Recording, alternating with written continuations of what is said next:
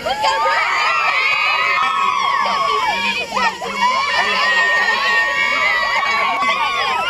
thank you to the Louisville Band for being our Band of the Week. Yeah, and thank you to the Tishomingo County High School cheerleaders for being Cheer of the Week. You might have seen some of them in some dresses because it is their homecoming and they looked beautiful. All the cheerleaders did. Oh, yeah, there's a few homecoming games happening in week 4. Just go ahead and get into that homecoming spirit. Yeah, I remember homecoming. I had a great time. Did y'all have a great time? You can answer at home, yes or no.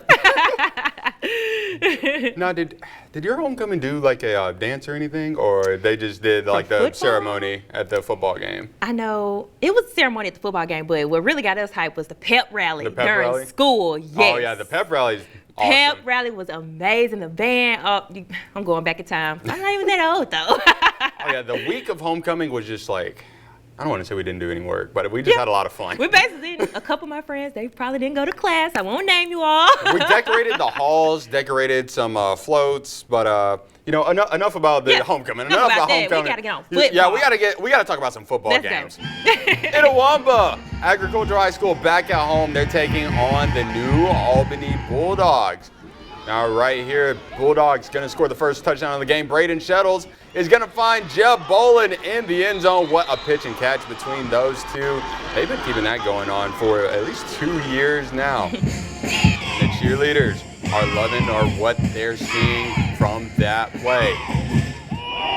Now moving on to Itawamba quarterback John Austin Wood. He's going to dodge a hit, and he's going to find number 12, Carson Shells, for a touchdown. What a pitch and catch right there between those two Indians. What a play. Bulldogs would score 2 more touchdowns while the Indians managed another touchdown. And at halftime, the Bulldogs were at 24, Indians 14. But New Albany would go on to beat Itawamba for the first time since 2011. Then it's Amory at home against Aberdeen. A tough county rivalry. A lot of action in this one, so I know the fans were excited. Amory quarterback Braden Moranto throws an interception to Gavin Pargo. You can hear the crowd. Takes it to the house. 6-0 Bulldogs. Look at that man go. What I be saying? Mama, that's a bad man. He's looking back. Nobody right there. 2-point conversion is good. It's 8-0 Aberdeen. Okay, he talking. We loving that. He's excited about that play. Later, Aberdeen has the ball deep in Amory territory. Touchdown pass to Christopher Sykes for 6. Point after no good. It's 14-0 Aberdeen. But Amory strikes back when Braden Moranto finds Javen Ezell, who takes it to the house for a touchdown. Point good after.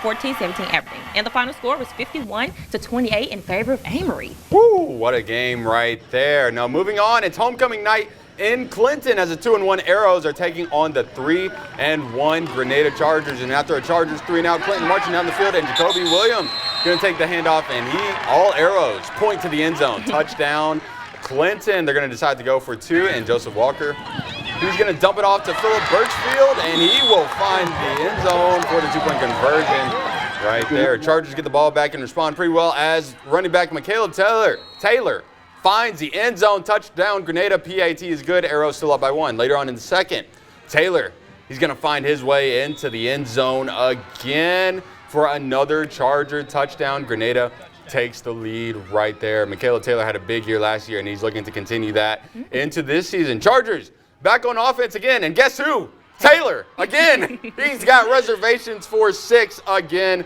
Big night for him. Big night for the Chargers as Grenada wins 55-22. In Flora, undefeated Tri-Country Academy hosting Winston Academy. Captains meet in center field. We have some coaches right there. We're going to go on to some highlights. Bryce Warner gives to Cooper Johnson. He'll get to the outside and turn on the Jets. He's booking it 64 yards. Later, Johnson in for that touchdown. The Rebels in business with big plays to start with this one. Warner, he's going to throw a beauty to an awaiting. Oh, we got a celebration. But he throws a beauty to an awaiting Braden Walsh, who slides for the catch in the end zone. Taking it over to Lakeland Drive, now Starkville Academy. Oh, let's get a final for this score first right here.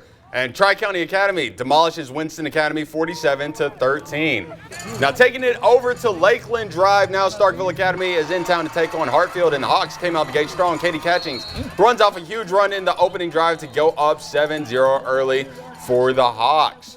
and they got to celebrate for a long time there. Later on in the first, Kinsey West shreds the Vols D and brings in another touchdown for the Hawks. Hartfield Academy is just one of the best programs in the state. Okay. And, things began to get out of hand early in this game.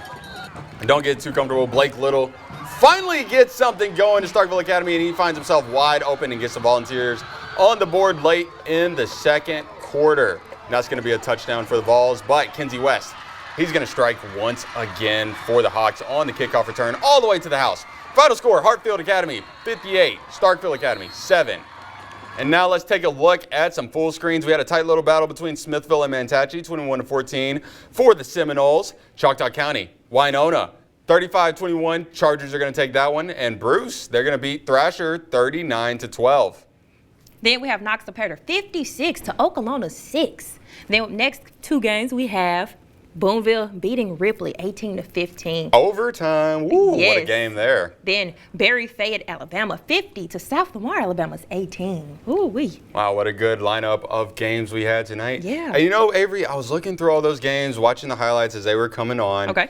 And I was just thinking to myself, the past 3 weeks to start the season, we've had 3 Giant of the Week candidates. Okay. For each game, for each week afterwards. Yeah. I was looking through all of those. I was like, okay, that's one, that's one, that's one. I was like, I don't know if I can just limit it to 3 this week. I might have to add a little bit more just because so many guys performed extremely well tonight. Yeah, it's a lot of talent in Mississippi. And with you saying it's hard for you to choose, I mean, it's hard for me to choose because I do Fever 5 on Sundays, and I'm just watching the highlights. I'm like, okay, that's good. Then I see another one, then another one, then another one, and then another one. So I'm like, but I'm just so happy. There's a lot of talent out here. You guys have some talent on that field. You bring it every week, and I'm loving it. Oh yeah, and the plays they made. Oh my God! When I was looking through Starkville's, Louisville's, I was like, oh my God. Yeah. And then I saw the rest of those tonight. I was like, oh my God. I saw Fever 5, I think, highlight in that Starkville versus. The one-handed catch? Yeah. So if you're watching, I think you are definitely in my Fever 5.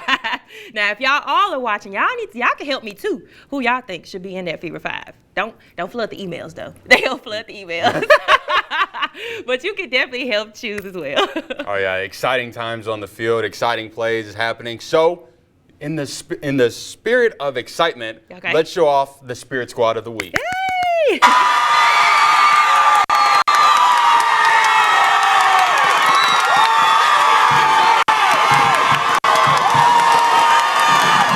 Friday Night Fever Spirit section is sponsored by Itawamba Community College Athletics.